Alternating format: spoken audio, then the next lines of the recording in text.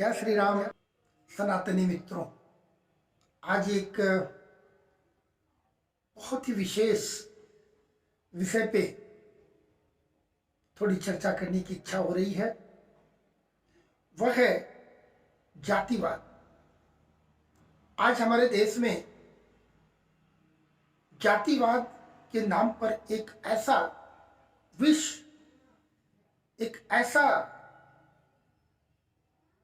आग प्रज्वलित हो रहा है जो समाज के अंदर एक घून की तरह काम कर रहा है। स्मरण करना आवश्यक है,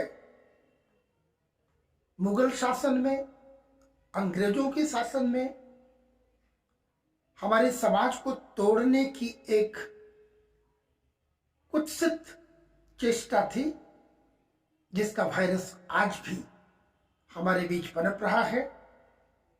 और हम जातिवाद के नाम पर विलग हो रहे हैं समाज में एक दूसरे से।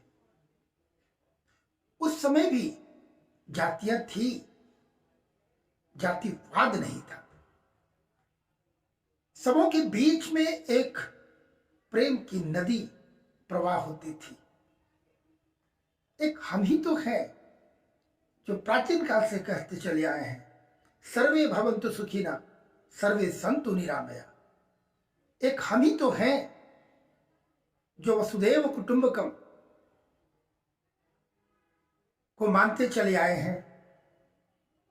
हमारे पूर्वजों में अच्छे अच्छे दृष्टांत हैं, यह हमें स्मरण करने की आवश्यकता है। यदि जाति होती, जातिवाद होता, इस प्रकार के भेद होते, तो हमारे प्रभु मर्यादा पुरुषोत्तम श्री रामचंद्र जी महाराज सबरी के जूठे बेर नहीं खाते। योगेश्वर श्री कृष्णचंद्र जी सुदामा का कभी पांव नहीं धोते। ऐसे दृष्टांत है हमारे बीच। जातियों की बात की जाए, जब एक बालक का जन्म होता है तो स्मरण करें कि सर्वप्रथम उस बालक के जन्म के समय किस जाति के लोग होते हैं जो उस बालक का नाल काटता है। वह भी कब? तब तक उस बालक के पिता भी उस बालक को का चेहरा नहीं देखा होता है। उसके पूर्व वो नाल काटने आता है। आप समझे, जाति की बात यदि करते हैं तो किस जाति के हैं। बच्चे का जब मुंडन संस्कार होता है तो बालक का मुंडन कौन करता है। एक एक दृष्टांत को स्मरण करने की आवश्यकता है। विवाह के मंडप में कितनी प्रकार की तैयारियां होती है। जो सूप और दौरी को बनाने वाले कौन होते हैं, हमारे कपड़े कौन धोते हैं, जेठ की गर्मी में अपनी पिपासा को शांत करने के लिए जिस घड़े का जल हम ग्रहण करते हैं, उस घड़े का निर्माण कौन करता है। शादी के मंडप में कुम्हार, नाई, धोबी, पचपौनिया के नाम पर कितने प्रकार के जाति आते हैं, तभी हमारा वह यज्ञ संपन्न हो पाता है। उनके बिना हम आज भी अपने उस कन्यादान, अपने पुत्र या पुत्री का विवाह यज्ञ संपन्न आज भी हम नहीं कर पाते। उनके बिना कहीं ना कहीं उन सबों का कार्य प्रत्यक्ष अप्रत्यक्ष रूप से वर वधू को आशीर्वाद भी मिलता है उनके कर्म के माध्यम से।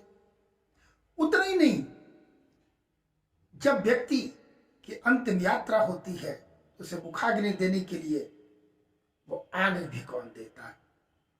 इन सारी बातों को अगर हम स्मरण करेंगे तो हमारे अंदर एक स्पंदन होता है, वो स्मरण करने की आवश्यकता है। क्योंकि हम जो विभाजित होते जा रहे हैं, किसके कारण? हमारी झोपड़ियां कौन बनाता है, हमारे कई प्रकार की और भी हमारे जीवन में जो है ये कई प्रकार की बातें होती हैं। वाल्मीकि, महर्षि वाल्मीकि का लिखा हुआ रामायण के पठन मात्र से हम धन्य हो जाते हैं। इन सारी बातों को स्मरण करने की आवश्यकता है और उनके कुत्सित प्रयास को हम कुचल डालें।